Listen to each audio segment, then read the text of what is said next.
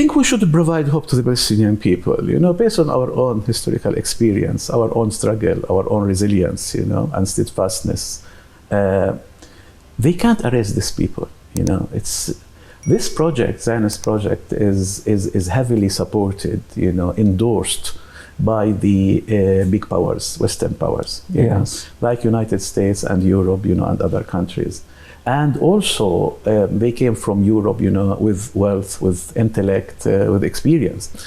And our own society in the 30s, 40s, as a Byzantine society, still education is not that much, etc. But these people are still there. They can't do anything to us. They can't erase us. Welcome to Unbound, where we discuss the Palestinian situation at these critical moments. In this episode, we are honored to host Ambassador Izzat Abdel Hadi, the former ambassador for the State of Palestine to Australia, New Zealand, and the Pacific.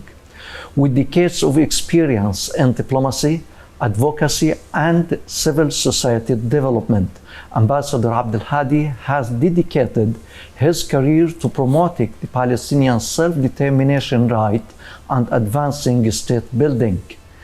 He has fostered the multilateral relationships across the globe with the State of Palestine, from engaging with international organizations to empowering young researchers through innovative programs. He has been at the forefront of building bridges between the State of Palestine and the whole world. Today, we explore the workings of Palestinian diplomacy and the role of global solidarity in advancing justice, and how these networks can be utilized in order to strengthen the Palestinian status and the international solidarity with the people of Palestine worldwide. Welcome to the program, Mr. Thank you very much, Ambassador. Osama. Thank you for hosting me. You're welcome. Let's start with the international solidarity with the people of Palestine and with the rights of the Palestinian people. Today it is at its peak worldwide. Can you tell us how it got to this point, and how can the Palestinian people, the Palestinian leadership, the Palestinian civil society organizations keep the momentum of this international movement? I'd like first to express our appreciation, and recognition of these efforts of the grassroots movement worldwide, especially in Australia, New Zealand, and the Pacific. It was unique, actually. And we should build on this movement for the future. So it's not just an ad hoc movement. It should, continue to support self-determination for the Palestinian people and their own rights.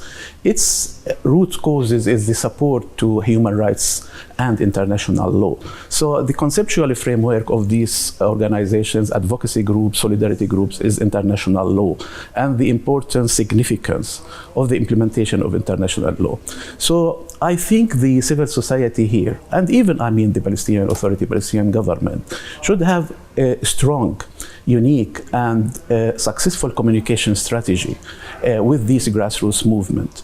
It should not be an ad hoc. We should institutionalize this movement to have a sort of regular, constant, systematic relationship between us as Palestinians here, either civil society or the government, to maintain and sustain and reserve this important movement until achieve our own goal, which is the establishment of Palestinian state.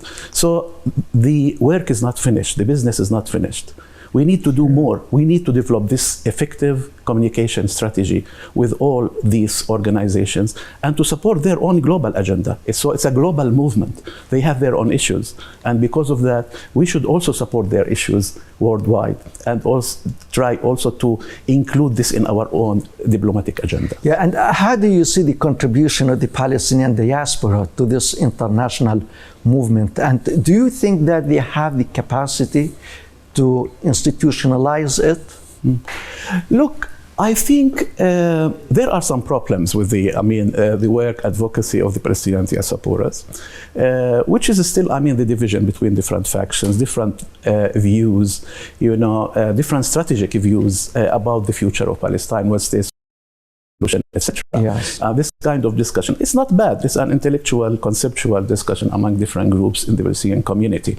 But I should say that, during even, not only after 7th of October, and because of the tragedy and catastrophic and genocide in Gaza, actually, which has been maximized their own, contribution to the cause. But I think before that, even, we have very active diasporas in which have young people we're very proud of them. If you can look to the media outlets in Australia, New Zealand as an example, you can see these young people who's just acting as very professional diplomats. They know how to talk, they know how to address the public, they have been born in these countries, they know the language, they need the concepts, and have, engaged effectively with all decision makers in Australia Pacific, and in other areas of the world. So we're very proud of them. We need to build in this. We need to also develop and implement a communication strategy, effective one, between here the Palestinians in Palestine, Palestinians in Israel, and the diasporas. So three aspects, components of the Palestinian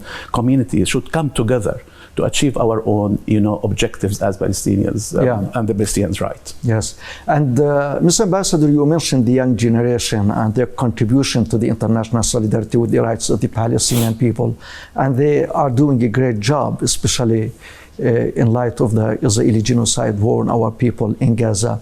How do you think it's possible for the Palestinians to utilize these capacities and this energy that the young generation have, whether outside Palestine or in Palestine?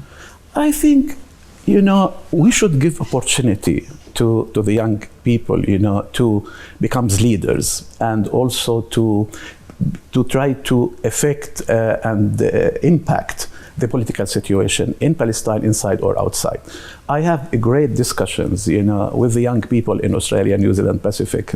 I visited them, I talked to them, I engaged with them effectively. They came, to the embassy, and we have a great discussion with these guys, And what we should do, as I mentioned before, is to prepare and implement an effective communication strategy with those guys. Give them opportunity to do something. And I think because we want to hold and organize elections, elections will open the Palestinian political system and provide opportunity to young people, to represent themselves. I think also it's important, as I talk to young people here, how to organize themselves to come out with a social movement of youth, because then they have influence on decision-making processes. In any democracy, young people, young unions have an impact. And I think in Palestine here, we need those voices to impact and influence our own decision-making policies, especially in state building. They have a lot to contribute to this. I met a lot of young people here, even in our foreign ministry, as an example. We organized a leadership training session in the ministry, and this is supported by the foreign minister, Dr. Agobekian. And I was surprised the level of participation, of contribution of the young diplomats, in this process. Even the Australian trainers were really surprised, have a lot of, appreciation of the participation of those speak English fluently, think out of the box, participate effectively in all exercises. We should give them an opportunity to do something different. How effective was their role in pressing the government in Australia to recognize the right of the Palestinian people to self-determination and to statehood? And if you give us a glimpse into the political atmosphere in Australia in relation to the Palestinians' rights. As you know, we had very good news lately with the recognition of Australia of Palestine. This wasn't an easy process. Yes. Australia is one of the most important allies of the United States and have a strong bilateral relations with Israel. Like Canada, Australia, and the United States are really, and of course UK, they are allies and very supportive to Israel. So it was really very good news. And this was a result, consequences of a lot of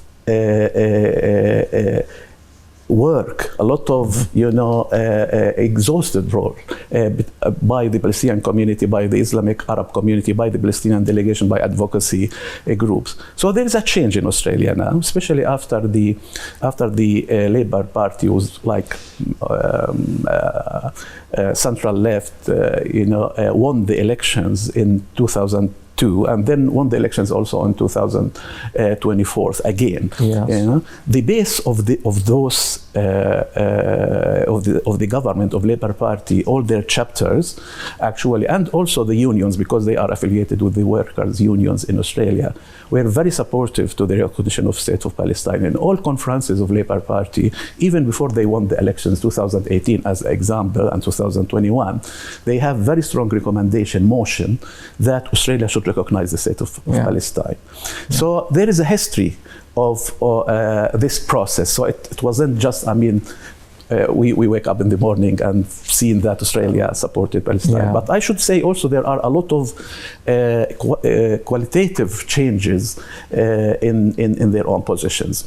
Now Australia reversed the resolution of the previous government, which is conservative government led by the Liberals, which considered that West Jerusalem is a capital of Israel. They reserved reversed this resolution, and also now they called the East Jerusalem, West Bank, Gaza occupied Palestinian territories. This is the official term used by the government, and of course recognition of a State of Palestine. They changed their own voting patterns in United Nations for the support the Palestinian resolutions there, support the advisory opinion of the International Court of Justice, support also ICC, the International Criminal Court, and provide more than $124 million now to Gaza, and also, advocate for a ceasefire in Gaza. So there is a sort of substantial change in the political position of Australia, and hope New Zealand will follow soon, but it's governed now by Conservative Party. If it's Labour, it will be different, because New Zealand position much better than Australia position before this recognition, because they were under Labour. So this is one thing. Second issue is very important also, is our public diplomacy issue, our own relation to civil society in Australia. Public diplomacy, especially in our case, is very significant and very important. So we need to maintain a close relationship with unions, faith-based organizations, NGOs, social movement, academics, etc. Palestinian embassy in Canberra was all the time adopted and implemented a significant strategy to communicate with all civil society organizations there, and try to raise the awareness of the public, and networking with this organization to support Palestinian rights. And third diplomatic tool was Parliamentary Friends of Palestine. So we established structures either in the federal parliament or on the state-based parliaments, in which we have a committee used as a tool vehicle, within these parliaments to affect and impact the government positions towards the right of Palestinians. In addition, the Palestinian embassy also maintained an excellent relation with solidarity groups there.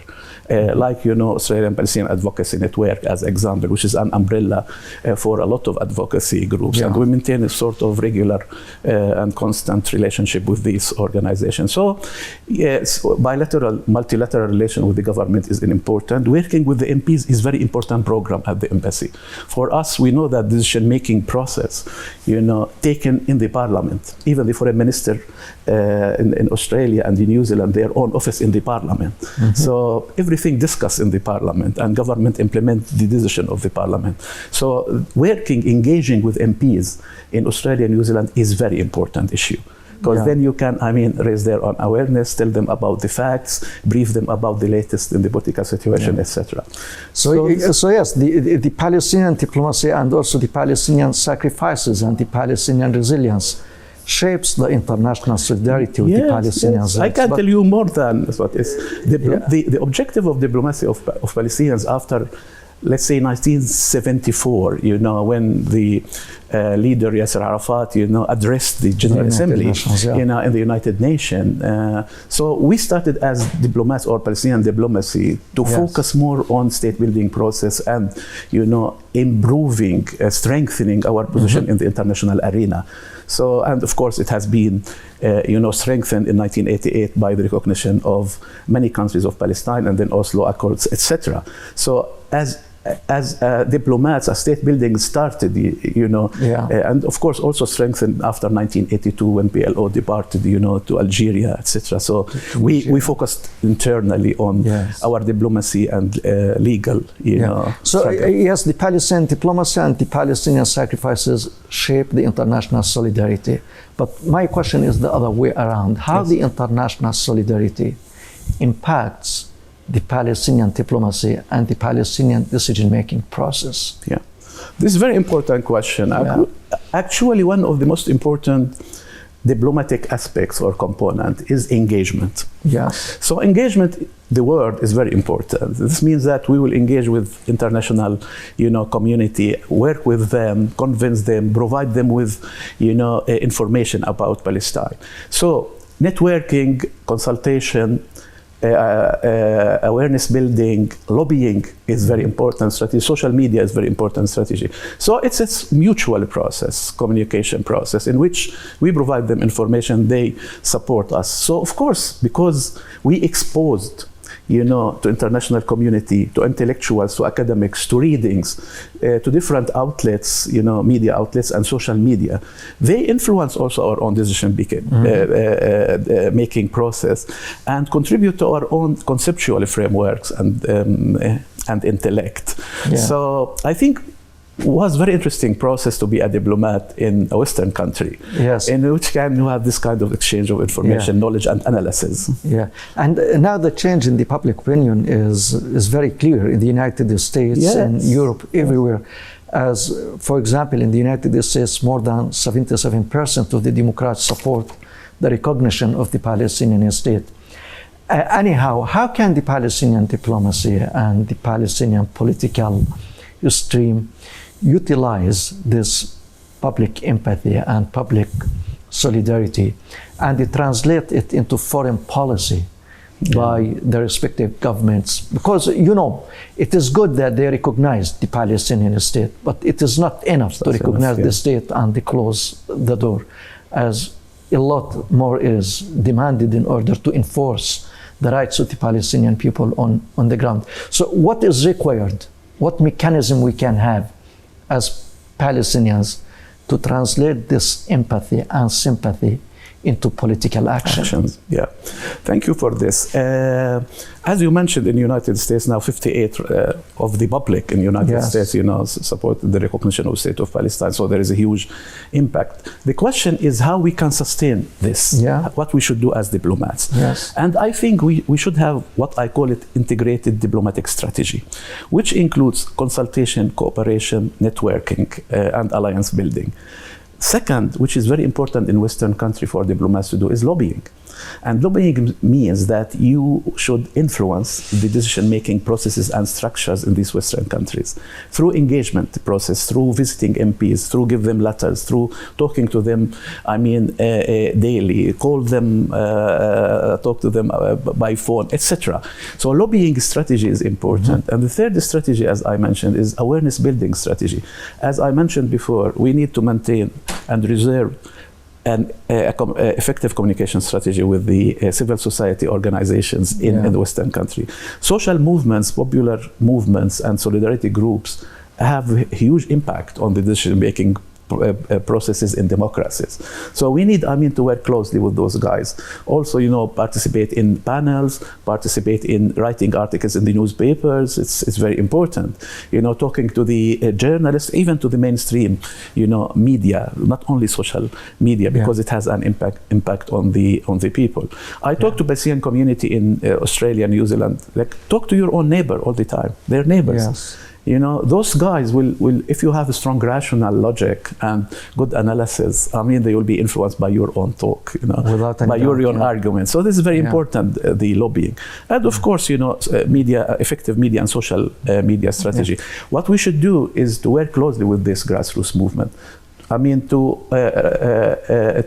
sustain this relationship with them. Yeah. It should not be an ad hoc movement only because of Gaza. It should be a continuous. Because as you mentioned, recognitions are good, but not enough. Yes. As an example now, we will ask the call on the government to impose sanctions on Israel, because the argument that it's symbolic recognition, it does not have impact, which is untrue. Yeah. For sure. But we need to ask them more to stop trade, military trade between these countries and Israel. So to do some actions, either the European countries or United States or even Australia. And as you mentioned at the start of our interview, that all this must be institutionalized. Exactly. And it must have a clear framework. And important center here in Palestine. That is my question, Dr. Abdel Hadi. The civil society organizations and the NGOs before the Israeli genocide war on Gaza were very active in the Palestinian territory. They held thousands and thousands of workshops on human rights and other relevant issues. How Dr. Abdel Hadi evaluate the role of these organizations during the war and at this very sensitive stage of the Palestinians' life? Telling you the truth, Yes. I came from civil society. I worked for 20 years in civil society organizations. Still, I have contact with civil society organizations here. I'm very, very disappointing of the work of NGOs, unfortunately. Yeah. I don't know what happened to this center. I don't want to be judgmental, because I need to study the status of NGOs differently now to see what happened to those guys, what are the main challenges facing the NGO sector. Because it's not about their own effective advocacy versus the genocide. It's because they changed to relief organization instead of doing international advocacy. Also, I can see a sort of connection, linkages between the civil society in Palestine and diasporas. Usually, historically, when we have PLO and even after Oslo, whatever, we have a sort of civil society have a strong relation with solidarity groups, advocacy groups in the world.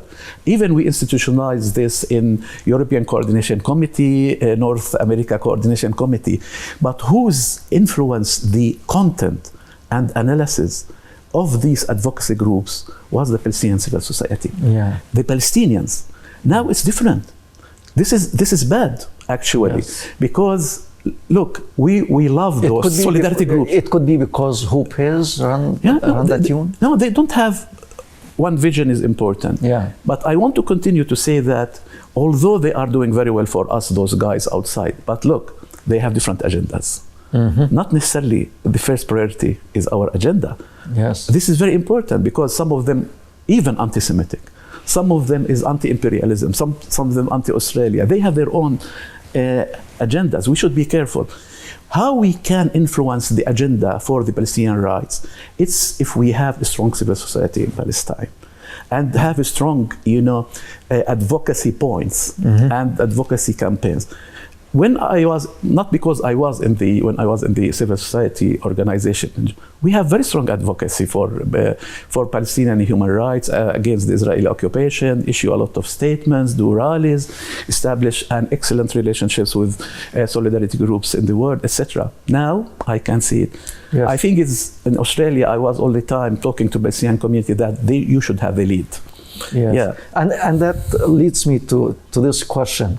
We know that the Israeli occupation government committed war crimes against humanity, is genocide against the Palestinians in Gaza. And now there is a ceasefire. Of course, Israel is not committed completely to the ceasefire deal, and they kill Palestinians and injure Palestinians every day in Gaza. But anyway, it still holds. But this doesn't mean that the people should forget and forgive the Israelis who murdered the Palestinian children and the Palestinian women and the civilians. And the Israeli Prime Minister is wanted by the ICC. Now the Americans and other people around the world, I mean the official people, are trying to whitewash the Israeli occupation government and like to, not to let the international judicial body to pursue the Israeli Prime Minister. What role we can have as Palestinians, whether the official level or the civil society organizations, all the people, keep the genocide issue as a pressing issue on the agenda of the international courts and at the different chambers of the United Nations? Yeah, as you said, we should not forget. This is very important. We can't sacrifice all those, martyrs in Gaza and this humanitarian tragedy and this genocidal attack by Israelis on Gaza. We should continue the work on the legal level and the diplomatic level, to show facts, to tell the international community about what's happening in Gaza. I think the Americans want to provide a shield to the Israelis now after the recognition, and then as if nothing happened. I think continuation is very important of our own efforts. I think we are doing well. The issue now is that Palestinian Authority should return back to Gaza. We should, focus on the integration and relationship between Gaza and West Bank, because the goal of the Israeli government is to defeat this notion of Palestinian state. This is their own objective. So we need to activate our own diplomacy. We need, to do the same rate and try to put more pressure on governments, to impose sanctions on Israel and, to even utilize their own diplomacy pressure on Israel to withdraw from Gaza and to allow also, Palestinian Authority to go back to Gaza. So I think there is a lot of work. It's a beginning. It's not at the end of the process. Because when we talk about recognition of State of Palestine and building a Palestinian state, this needs a lot of efforts. It's a joint effort between all components, aspects of Palestinian community. So we need, to really mobilize the private sector, mobilize the civil society, mobilize the international community, private sector in diasporas, academics, students, to do more for Palestine. The problem is, and still a problem is, this kind of division about the strategic objective of Palestine. Because in Australia, as an example, because they are refugees, they are not so interested in establishing a Palestinian state. For them, is right to return or one-state solution, one democratic state.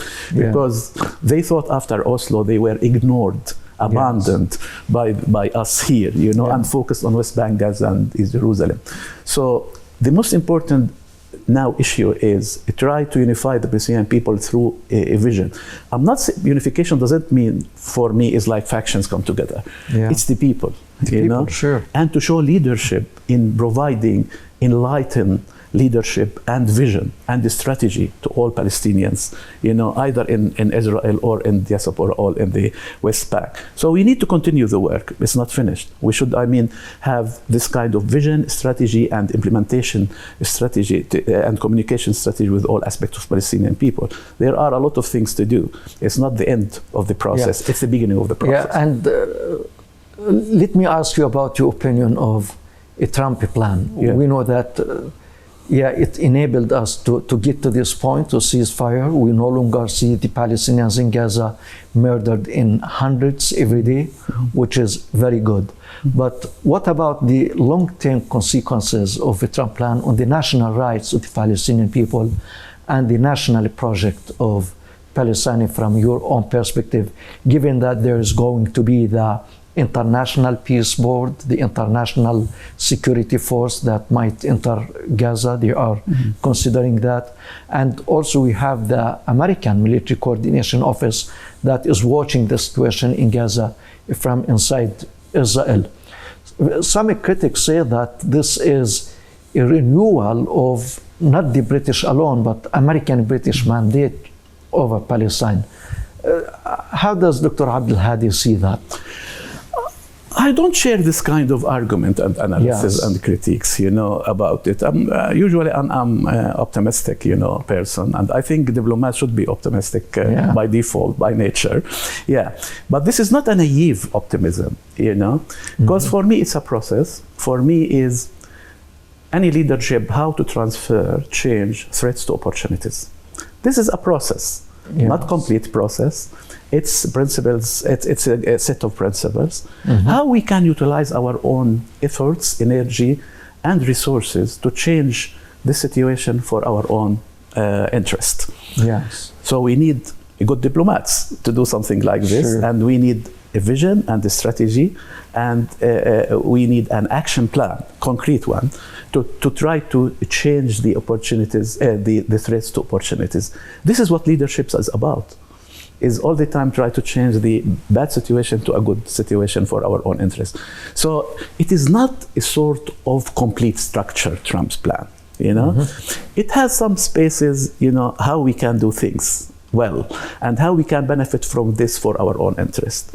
And I think the Palestinian Authority, the Palestinian government is trying to do something like this, is to see how they can place themselves in this process and how they can change threats to opportunities for the benefit of the Palestinian people. Yes.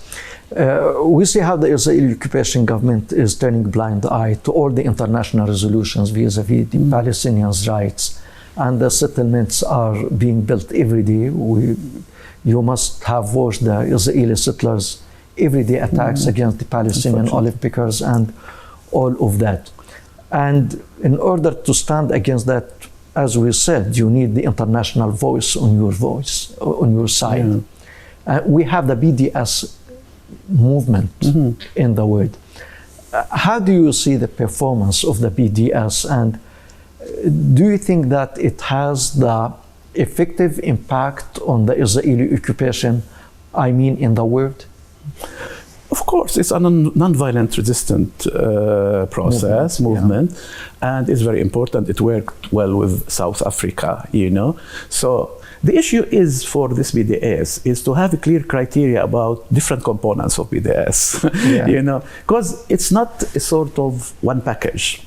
We need also to work smartly in as I'll give you an example. If there is an Israeli academic in the United States and we are invited to participate in this academic, either Australia or whatever, and say, no, we can't sit with this Israeli because it's Israeli.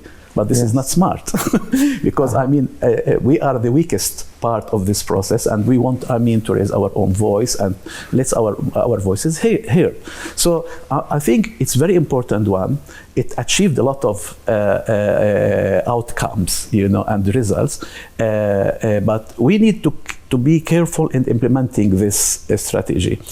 It's different also, I should indicate the difference between the government level and the NGOs level and the civil society level. Of course, civil society includes activists. Look, let me differentiate between activism and diplomats. Yes. And for us, all the time we are struggling because we are under occupation, between activism and diplomacy, state building, you know, and bilateral relations, all these things. Because this is the nature of our own struggle here. From one side, we are building a state under occupation. From the other, we are resisting Israeli to end the Israeli occupation. So we have two realities. We need to represent and develop a sort of vision based on these two realities. But it's not an easy issue. Because when I went to Australia, the directions by the foreign minister that you should focus in your diplomatic work, not activism. So not necessarily to have a relationship with the communities, whatever, your work is diplomacy. But when we have this genocidal, you can't just stay and say, I'm going to talk to DFAT, to the foreign minister, the foreign ministry, which we did, of course, because we have the heads of mission of Organization of Islamic Cooperation. It's the largest diplomatic group. I am the, you know, vice president of this group, ASEAN. So we talk to them in the Indo-Pacific. We talk to, you know, Arab Council, etc. It's all these, you know, diplomatic groups, Latin American groups. We invited them to the embassy. We talked. But I participated in some rallies. I can't say no because I will lose my credibility in front of my constituency on the Palestinian community. So I participate in candle lightening, you know, activities, panels about Palestine, whatever. The issue is to be careful sometimes how our own activism related to the government. It's because any activist in Australia can just criticize Australia, say, you are imperialism, you're complicit with the, you know, genocide, whatever. We can't do that, in my opinion. Other ambassadors do. But for me, I will not do it. Even for the legal terms. Because, you know, it's genocide. It's a legal term. At the beginning, when I was asked about it, I said, okay, I mean, still waiting for the advisory opinion or the decision of the International Court of Justice, because it's talk about, a provisional measures still, is there's intent, not intent, whatever. I mean, it's not necessarily my own belief. I believe in genocide. The issue how you present this outside to the government and media. And then after a lot of indications and, indicators, whatever that is genocide, we start saying genocide. But I'll try to give you an example about the difference between activism and diplomacy, because we were, struggling between these two concepts. But back to the BDS, I think it was very effective in Australia, was very effective also in the United States, and even now, they also in Australia, as an example, put pressure on Australian government for sanctioned Israel, or impose sanctions on Israel. The issue is when BDS tried to contradict the recognition of State of Palestine, because we are struggling also in Australia about it. If you look to the priorities or agenda of advocacy groups, they don't mention recognition of State of Palestine, or they don't believe it's important now. So their own agenda versus the Australian government, when they lobbied the Australian government, was not including the recognition of State of Palestine 1967 borders, because they just, having the BDS agenda. So this kind of contradiction, sometimes sending false messages or misleading messages to the audience, and has our own political impact less and less. So BDS for the civil society, for advocates, for solidarity groups is very important, but we need, to understand when we should do this, when we should not do this. I think this answer is very much linked to my final question to you, that international relations and diplomacy is a very complex art, especially when it comes to the Palestinian context, and you mentioned that. And the question that many people always have on mind, how the Palestinian diplomacy can navigate these relations with regional and global powers without sacrificing the independence of the Palestinian character and the Palestinian decision, and at the same time what is required from the Palestinian political and diplomatic level, as you mentioned, in the fight against the Israeli occupation, as our mission is not only limited to diplomatic act. You need to talk with the grassroots organizations, with the activists. So I think you answered that question, and so I move to another question. The situation is not easy. It's a complex. In the West Bank, if you want to move from Ramallah to Nablus, it takes you hours because of the Israeli checkpoints. You might get attacked anytime by the Israeli settlers. In Gaza, people have no houses, people are still starving, a lot of horrors. But you told me that you should be optimistic. So where do you get this optimism from? Where do you get your hope from?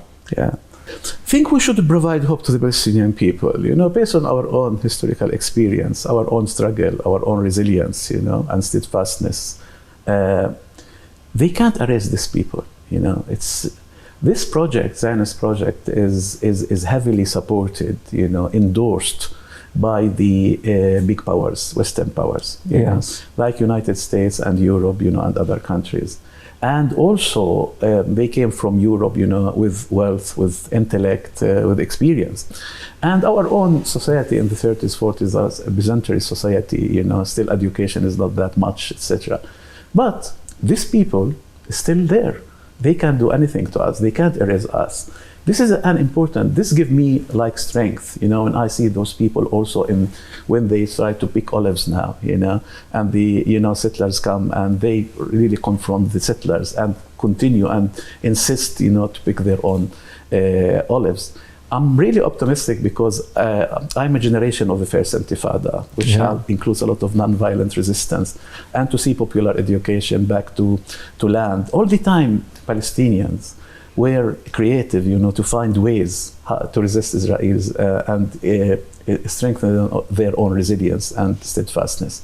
So after the deportation of PLO from Lebanon as exam in 1982, and we focus internally. We established new popular committees, voluntary work in different sectors. This was, the base for the first Intifada.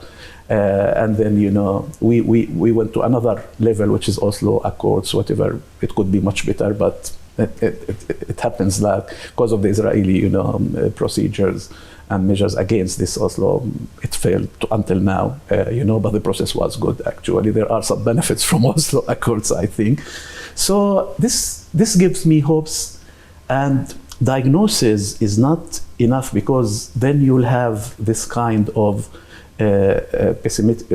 pessimistic, But if you look to the future all the time and have a sort of vision and dream, you have this hope, Other issue, look to what happened to this grassroots movement.